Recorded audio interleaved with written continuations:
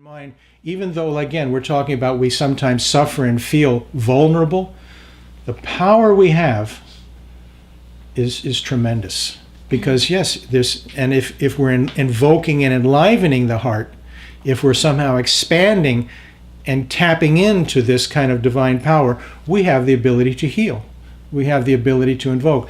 On the other side, we have the ability to hurt someone if we are full of anger, a psychic attack, or a divine healing. Both are potentially there. So yes, you do it. You do whatever like. I know, and I've had the great blessing to live and move with one of the greatest swamis in India. What he would do when he wakes up in the morning, which is usually about, even though he's 80-something now, he would wake up at 2 o'clock every morning. He sometimes went to bed at midnight and woke up at 2. And here I am a lot younger, and I'd be with him. I was falling apart physically, and he would just, do it. He'd wake up, and he'd just say, Narayan, Narayan, Narayan. And then I thought, great. And then he'd say, you know what Narayan means? In Sanskrit, the word Narayan, Nara means man, means human, us, man, woman combined, Nara. Ayana means the abode of God. So Narayan, that Vishnu, that incarnation, means the abode of God in man. This is Narayan. This is in us. We are this. And then he would look around. Sometimes, of course, it's India, and you just look for a piece of paper and a pen. Usually he'd maybe pick up a corner of an envelope, and he'd start writing Shri Ram, Shri Ram, Shri Ram, maybe Om Shri Ram. And he just, what's called Likhit Japa. It's writing God's name. He would write it for maybe a minute or two. Sometimes he would do 108. Sometimes he'd do 20 or 30. He'd just do it. As he's doing this, he's literally, the physical writing of the name of God was producing this divine eminence. Then he just put down the pen and say, Om Shri Ram, go, and heal someone. So here is even more what you might call a theurgical practice, really, and theurgy being positively affecting nature through means that are very material and practical. So the idea is this name of God could literally be beamed out. So this is the practice in the East. Of course, in the West, they do it also. You'll find people that are writing Hail Mary, full of grace, the Lord is with thee. Or sometimes they'll do, the Jesus prayer. Many Buddhists will sometimes write or just recite Buddho, Buddho, Buddho, Buddho. We've talked earlier in one of the weeks what the word Buddha means, actually as a definitive idea of what we're after. The story goes like this. Under the Bodhi tree, where the Buddha attained enlightenment, short after he became fully realized, he just got up and started walking, which on a path of 45 years more of preaching. And there was a person there, they say it was a woman, was the first person who saw the Buddha in this state, and she was just astounded at the emanation and the peace and just the beauty and bliss and divinity that was emanating from. And she said, who or what are you? And the first word he spoke, he said Buddho, which means I'm awake.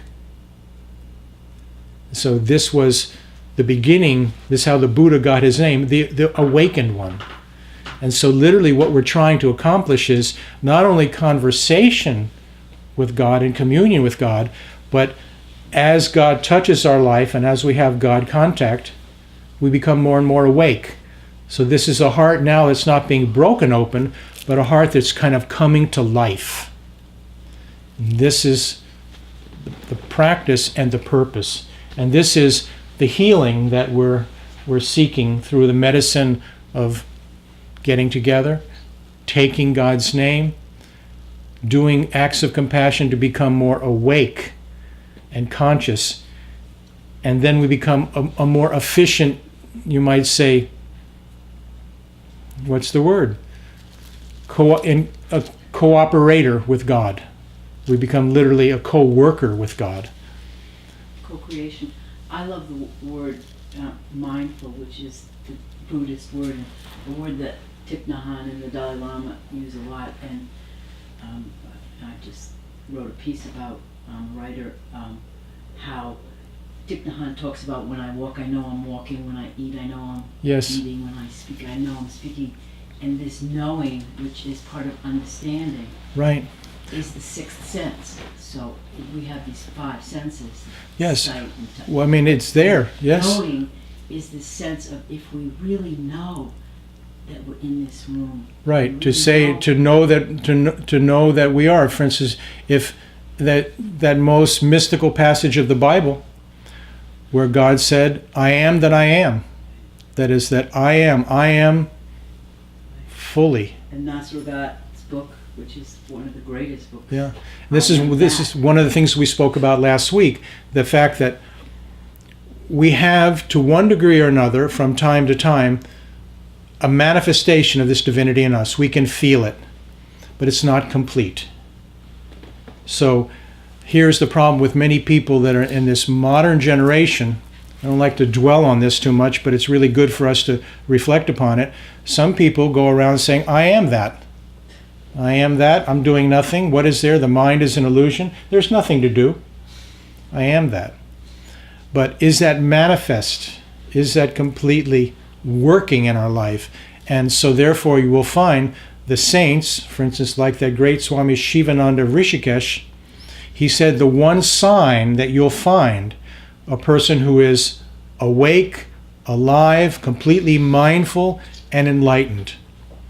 There's one character trait, and that is their heart will melt like butter at the sight of anything suffering. This just compassion is spontaneous.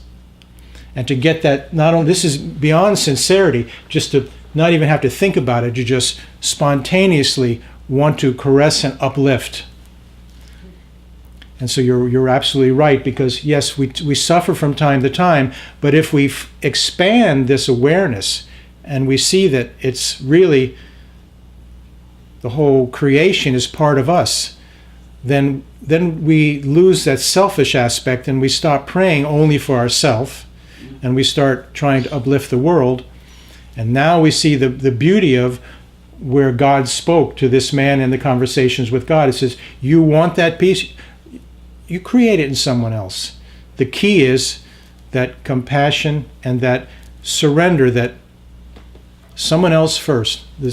I've just been with someone who left their body, saying the prayer, "O Lord, be merciful to me, but only after you've brought your mercy to those who are less fortunate and in greater need than myself." And this woman left her body saying that prayer. And she was not a religious person, but she had great physical infirmity come upon her.